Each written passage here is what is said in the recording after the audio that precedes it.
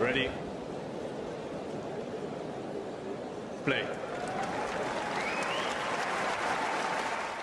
Okay. Women's singles final coming up between Madison Keys and Aryna Sabalenka. I know that you were pretty optimistic about Keys' chances at this tournament.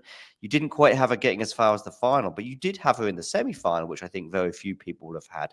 Why were you sort of big on Madison's chances before the tournament? Yeah, I think it was just the form that I saw in Adelaide, and I also saw her making some technical changes that really kind of convinced me that she is changing her approach.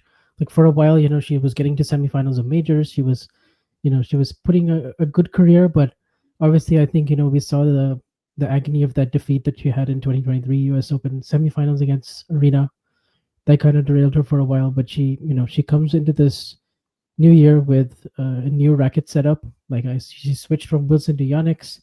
She seemed to be getting a lot more easier power. I saw a little bit more margin in her game. Like for instance, when she was playing those matches against Kazakina, Pegula, a lot of those three setters, and she was sustaining it. She was holding up pretty well physically, and I kind of felt like, okay, I liked her draw to get to the fourth round, and Mhm. against Rybakina, I saw an opportunity there, and I felt like she can actually ride the wave better this time, and with her experience and kind of the new approach of the way she's playing, I feel like she's playing the best tennis of her career, and we saw that yesterday. That's the best win she's ever had, personally. That's the best win she's ever had. Big words, Vanch.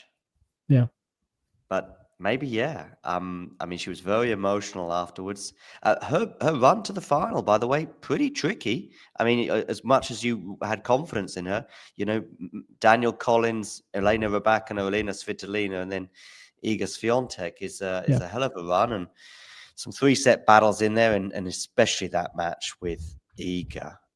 If we can just reflect on that. I mean, I'm still sort of got goosebumps as I think about the twists and the turns that match had. We had so many breaks of serve in that first set, but once Iga got that final break and then took that first set, I don't know. I thought, okay, that as those breaks of serve were happening so frequent, I kind of had a feeling that Iga would end up winning that first set. And when she did, I thought, okay, probably it's going to be a tight 2-set win for Iga. But what happened in the second set, Vanch? Can you explain? Yeah, I mean, I think it's interesting because there was a backhand down the line that Iga had at 5-2 set point, and it was really it was still a tricky shot to execute, but I feel like the complexion of the match completely changes if Iga makes that, and the fact that Maddie was able to then get three more games, and even though she didn't win that first set, she got a big boost by getting those three games Got at it. the end, that I Yeah. think carried her into the start of the second, where she was just connecting all of a sudden on these forehand returns, and she was, you know, yeah, taking big cuts. I feel like in the first set she was trying to win too much from the baseline against Iga, and she wasn't using, like, she was getting a high percentage of first serves in, but the MPHs weren't there. I feel like she really ramped that up at the start of the first set. And Iga, I think at some point at 3-0, 4-0, I think her mind was already okay. Let's try Yep. to regroup for the third. It reminded me a little bit of the Naomi Osaka match where there was not Yep. that much Iga could do. The racket was just taken out of her hand, and there was a spell of 4 or 5 games where Madison was almost unplayable. Indeed. Then in the third set, kind of normality resumed with holds of serve and nip and tuck, and we kept inching closer and closer to that tie break. Again, feelings which of course come from experience of watching plenty of tennis did suggest to me that Iga was going to prevail, and I thought she might just get it done before the tie break. And of course that feeling was emboldened when she broke 6-5, serving for the match. She does have a double fault, I recall, in that final game, and she does have a match point as well. Talk Yeah. us just through a couple of those points and that service game that didn't work out for Iga and meant that we went to a deciding set tiebreak. Yeah, I mean, there was so many momentum shifts. Obviously, Keys had an early break point in the earlier part of the set. I think the fourth game to go up 3-1, but Ego holds there, and then there's those two more break points at 3-4, 15-40 that Keys has, which Ego saves, and then she's down love 40 on her serve, Madison at 4-all. So you're thinking surely Ego's got this now, but Yep. then and there were like I think 6 unforced errors in there, in that patch. So you felt like, okay, if Madison doesn't make first serves here, she's up against it, and Iga will probably serve this out at 5-4. But then she held, and then I think Keys also had a 15-30, so she was 2 points away from winning in the 10th game already. And then Iga, Madison tries that drop shot on break point at 5-all 30-40, which Iga was still so quick. She read it like a book, and then she's serving up 40-30, and Keys hits a very good return deep down the middle, and kind of coaxes an Just error. quickly, Bench, what was the point that Iga put into the net? There was a short ball that she put into the net, and that was Yeah, 4-all, so 4-all 30-40. Iga has this forehand that 95 times out of 100 she probably puts away, but that was good break defense point from to go Madison. It was 5-4, it and was a then nice squash shot. It was good defense. She yeah, forced Iga to hit another ball, but I think I mean, definitely some regrets for Iga when she didn't break. I felt like there was a chance she might get broken at yeah, serving stay in the match at 4-5, but she does well. She holds from 15-30, and then obviously she breaks again. So you're thinking, okay, none of this matters. 6-5, 40-30. Here we go. But then Madison hits another really brave return, 40-30, like full credit because she just knocked Iga off her heels. She wins the next point, and then the double fault comes at break point. But then what surprised me is Iga double faulted again at the start of the tie break. yeah, Then she went up a mini break, but she was ahead the whole time in the tie break, right? yeah. She was up a mini break pretty much the whole time, like 3-1, 4-2, 5-3, 6-4, 7-5. I think was the lead that she had at one point. But and then she plays that fantastic volley at 7-all to go up 8-7, and Madison chases this ball down and gets a lot on the cross court pass, but Iga's ready with the volley with the continental grip, and Madison can't recover in time. But from there, Madison runs out the next 3 points, and yeah, I mean, it's amazing because Iga normally, like, we think of the Sabalenka match last year in Madrid or the Osaka match. She has a reputation now of coming through these really tight matches. She hasn't lost from a match point up. She hasn't lost when she served for a match ever in her career. So I Okay, think this was a first because obviously her run to the semis was super dominant. She only lost 14 games. She was looking great. I think everyone was almost penciling in a Iga Arena final.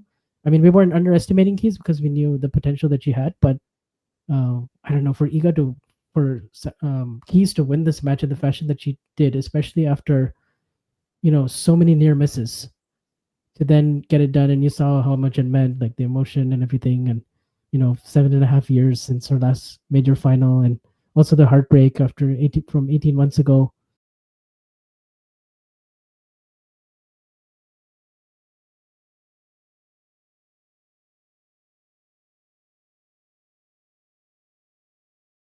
So yeah, yeah, this will go down as one of the I think the biggest win when I look back. If she doesn't get a major, I think it's yeah, I will now remember this match yeah, very right. fondly for Keys. Of course, do check out Vanch on Twitter, but also the Tennis One app, especially for post-match reactions from players. And we saw Madison's on-court emotions and also her joy at winning. But what about Iga's reaction? What were your thoughts on some of her comments post-match? Yeah, I mean, I saw leaving the court, she had some tears in her eyes. She was very emotional.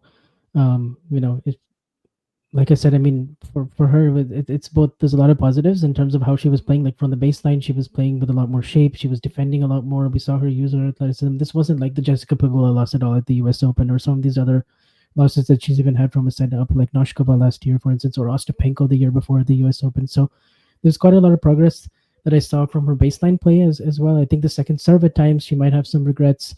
It was getting picked apart pretty comfortably by Madison for the most part. Um, I mean, I think her perspective after it was pretty good because she did mention that I've actually tended to win most of these matches in my career, most of the times, and so this one didn't go my way in that sport. So that was basically her reaction at the end. But um, I don't think she'll be like losing sleep over it or anything like that. It will sting for a while. It is crushing. It was an opportunity missed for sure. But I think if I have to come down on picking one side, whether Madison really took it from her or she lost the match, I would give it more to Madison took it from her.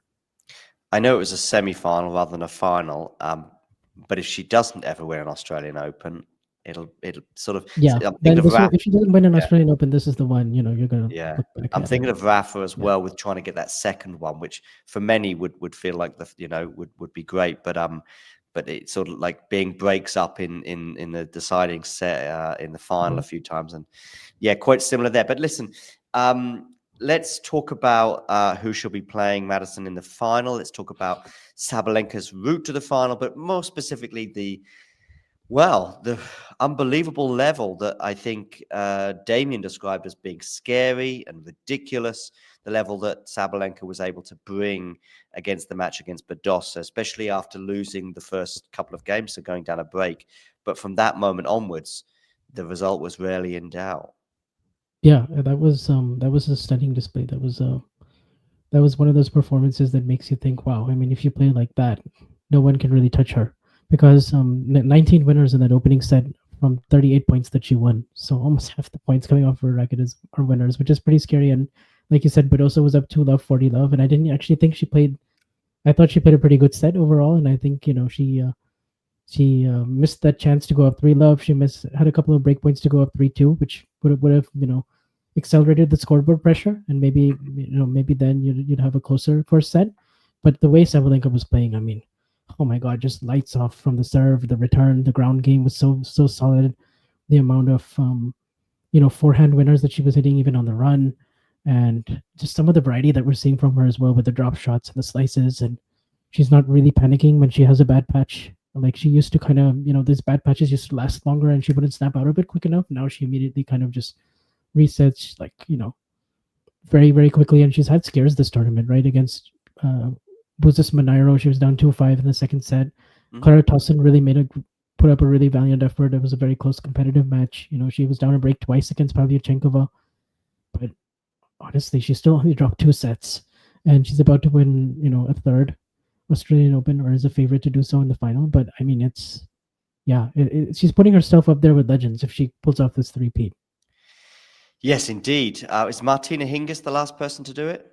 Yep, 1997 to 1999. Yeah. 4-1 is the head-to-head between Keys and Sabalenka, which is exactly the same, I think, head-to-head that Keys had against Iga, right? Going into yesterday's match. Before the semi. Yeah, exactly. Before the semi-final.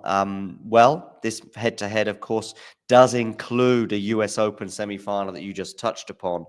Very painful loss for Keys, having won the first set 6-love. What are your memories of that semi-final, and what maybe can both players, but in particular Madison, maybe take from that and take it into Saturday's final? Yeah, I think she started that match just on fire. I mean, she was really kind of redlining. She was attacking Aryna's second serve. She was just putting Aryna in these positions where she was almost playing her game, but doing it back at her in a way that was rattling Aryna. And she had the home crowd on her side. The U.S. Open courts were playing a bit faster than in 2023 as well. It was really kind of going her way until 6-love, 5-3, and she just tightened up in that one moment at the end of the second set, and then that was enough to kind of, those nerves came in. The fact that she was so close, she could taste it, and so I think what she has to do is she has to stay true to her identity of game style. And what I mean by that is that she has to keep on firing. Even like there were times in this match where I think she forgot the score. I think she literally admitted after she beat Iga that, like, I forgot the score. I didn't even know that she had a match point. So that just tells you, like, what kind of zone she was in. In the on-court interview, I think she was like, "Oh, she had a match point. Like, I didn't even know that." So,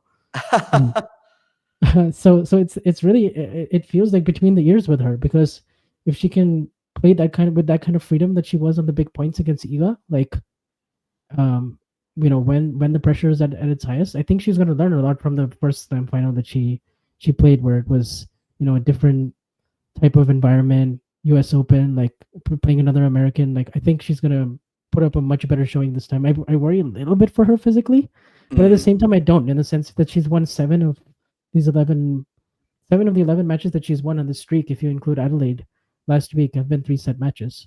Okay. And she's come through, like, so many tough situations down a break in, like, almost every single one. I mean, she may not have that chance against Sabalenka if Sabalenka is just on it like she was against Badosa, but I feel like they have a very similar game style. And I think if I were Keys, I'd try to avoid the backhand to backhand exchanges as much as I can, because I think, Aryna this tournament, but also just in general, she's going to like herself in that pattern quite a bit more. And Keys has been using the backhand down the line, which has been really effective. So I wonder how she's going to pull the trigger on that one, because she'll have to be safe with it, but at the same time, she's going to have to go for it. Because if she doesn't, I mean, Aryna will step in and play the kind of tennis she was against Badosa. The thing is with the backhand down the line, though, is Aryna going to give her that chance that even as good as a player as Iga is, she Mhm. might give her. I'm just thinking with the power that Aryna has and the depth as well, that combination might make that change of direction a little trickier than it would do, for example, than against Iga. Yeah, I think so. And what she also has been doing a lot is she's been using the backhand slice. Like at Okay. times she's been, like, luring her opponents forward. I think Mhm. Rina's going to try to do some of that as well with the amount of confidence she now has in her drop shot, and she's been throwing in some of those slices and been a little bit more unpredictable. So I think Yep. both players are going to look to do that. And then I'm interested to see what the serve and return dynamic looks like on the second serves in particular. Like if who is going to be more aggressive on the other person's second serve, and yeah, maybe cause some double faults or cause some indecision in terms of get the upper hand earlier on in the rally. It's gonna be really interesting because movement wise, you got to favor Sabalenka. I think backhand as well, you got to favor Sabalenka. Like if you just kind of go through it, it could be Serve. one of those cases where yeah, like the serve as well, especially the second serve is Arena's second serve is not easy to attack at all. I Mm. mean, it's just she's got one of the best second serves in the game now. Whereas like 3 years ago, I mean, you could rely on some double faults, it could break down, but that doesn't happen anymore at all. So it's yeah, I mean the odds are certainly against Keys, but at the same time, like if she just does herself proud and she plays the kind of tennis where like she's letting it rip in the big moments, then even if she loses, she shouldn't have at least as many regrets. Right. But Avanch, what's your prediction for the Mhm. match? Yeah, I think I'm gonna go with Sabalenka, but I'm gonna go for 3 sets because I like the way Keys has been playing in terms of like I said, just her approach. I think physically she should be okay, and I think she can recover well.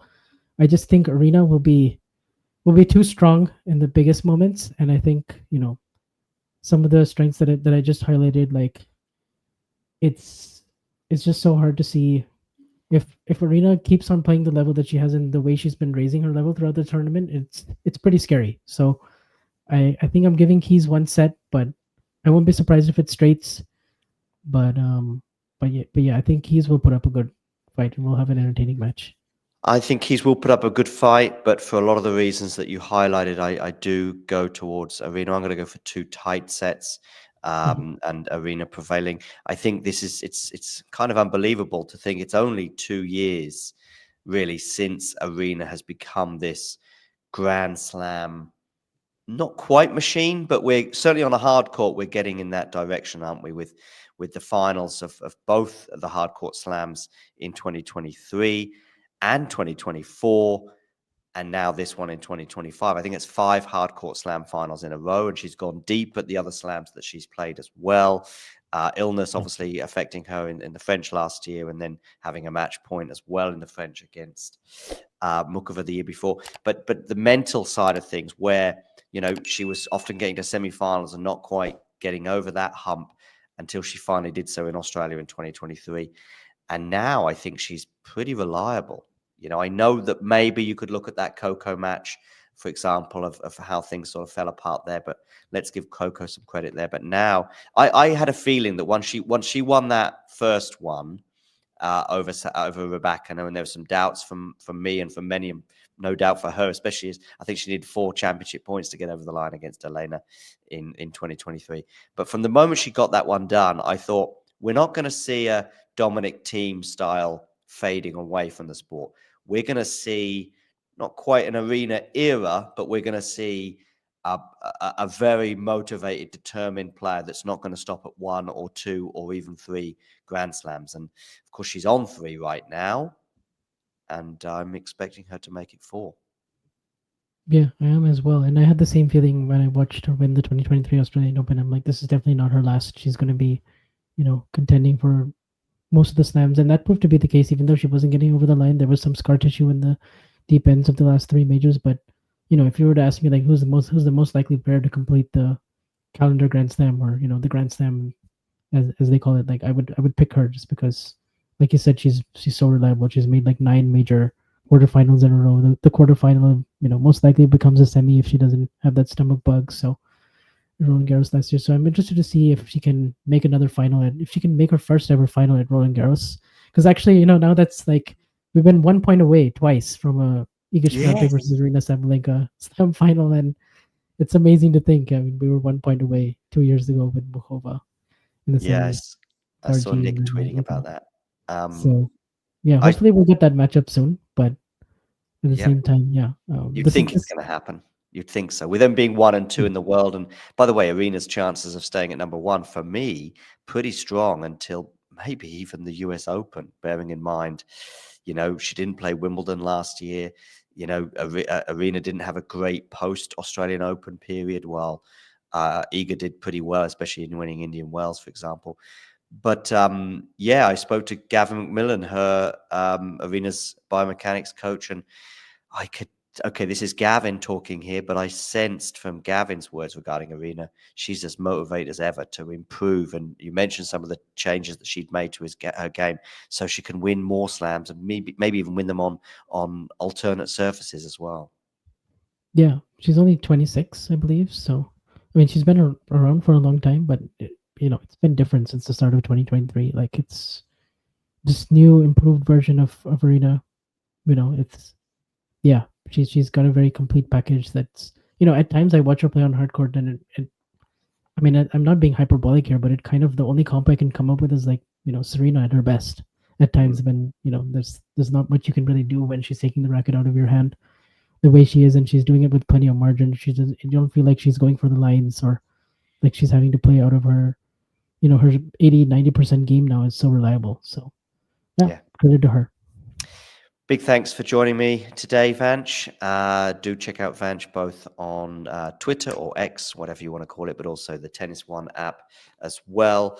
And looking forward to the final. Mario and Nick will be in the watch along for that, so do join us for that too.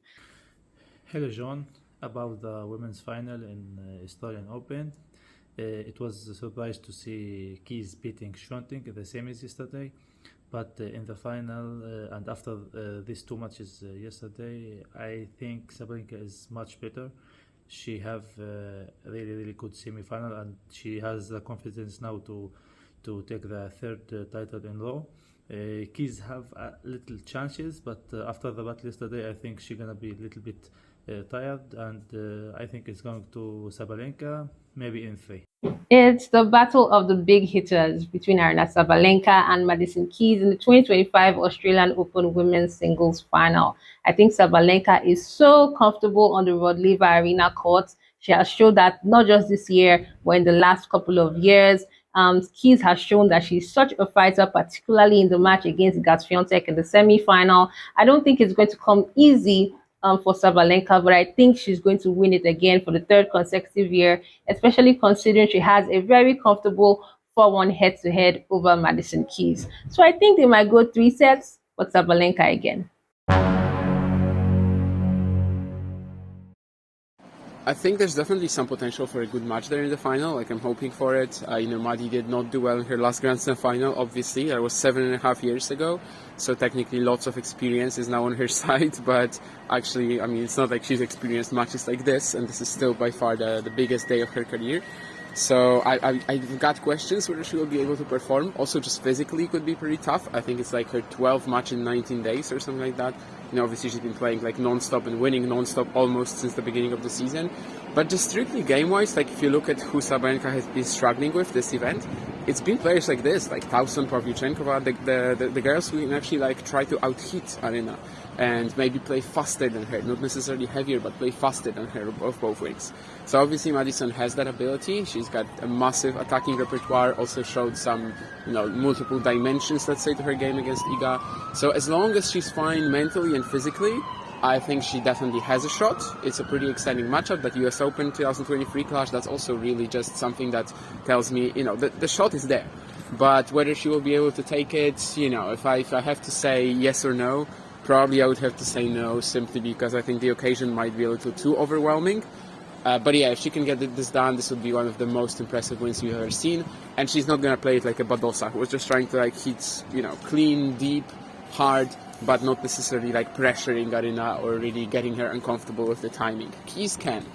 But whether she will in the biggest match of her career, that's kind of the biggest question. Australian Open Women's Semi-Final preview. Aryna Sabalenka, Madison Keys. Who would have thought? Keys was definitely looking dangerous this tournament. I didn't think she was going to be this dangerous. It's going to be a pretty big hitting affair. I think that's pretty obvious. I think that I think Keys. It's all good. How the match goes to go depend on Keys' recovery from the Swiatek match because. Well, first of all, she played Adelaide the week before. She's played Auckland the week before that. She's had three setters back to back to back against Rybakina, Svitolina, and Swiatek. If she has enough in the tank, we know that she can challenge Sabalenka.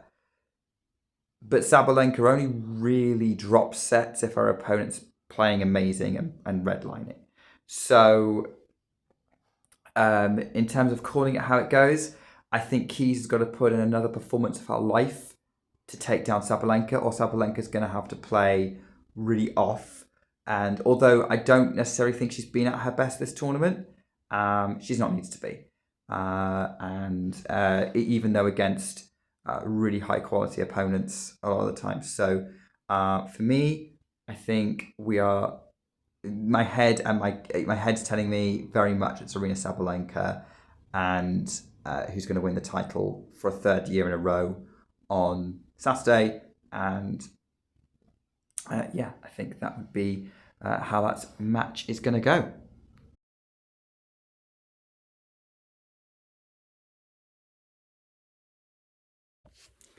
My 2025 Women's Australian Open final prediction is Sabalenka beats Keys 7-5, 6-3, with Sabalenka breaking early in the first and Keys breaking back, with Sabalenka serving for the set, and then Sabalenka breaking and holding to secure the first set, and then I reckon it's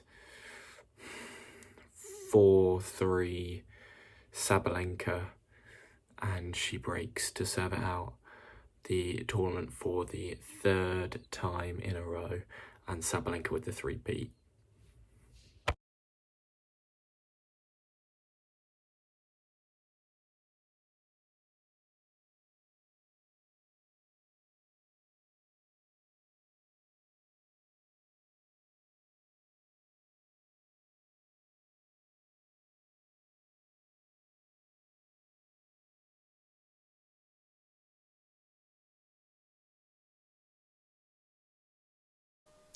If you enjoyed this video, make sure you hit that like button. Don't forget to subscribe and click that notification bell so you don't miss out on all things tennis.